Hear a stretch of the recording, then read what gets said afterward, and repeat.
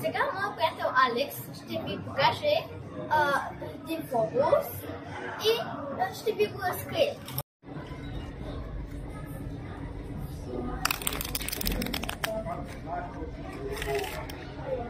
Вземи си сега половината.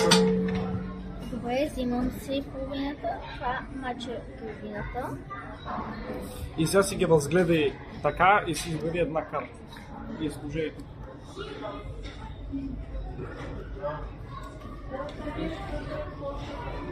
Ето. Добре, сега без да си гледаме картите, аз взимам твоите и я слагам тук по средата. И ти прави същото с моите. Сега ми дай половинката на тестето ти.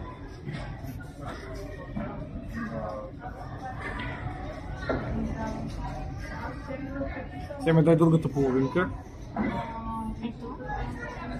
И има карти, които гледат нагоре и надолу. Да. Сега ги събираме. Сега като обърнеш тестето, всички карти ще гледат с лице нагоре, само моите и твоите ще гледат надолу. Обръщай. Ето така. Ще има две карти, които гледат с лице надолу. Ето едната, обърня. Да, това е моята. Така, и ще гледам надолу и моите.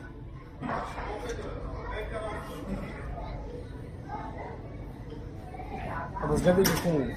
Цялото ти след следи.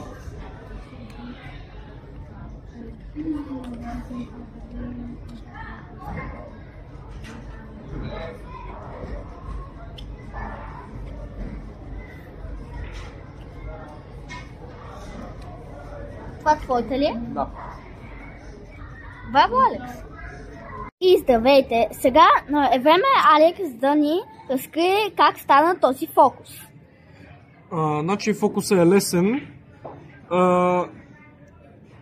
Аз му дадох половината тесте и си взех другата половина и двамата си избрахме карти, като аз оставих произволна карта тук.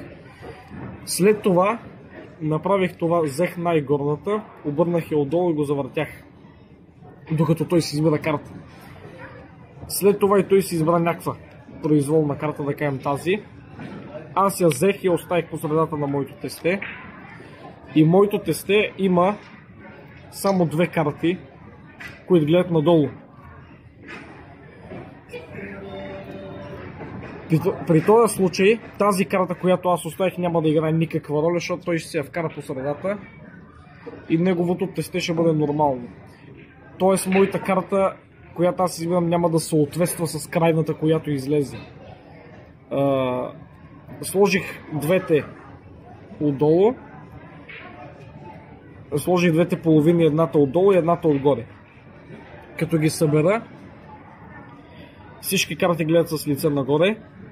Само тази, която излезе като моя, и тази, която е неговата карта.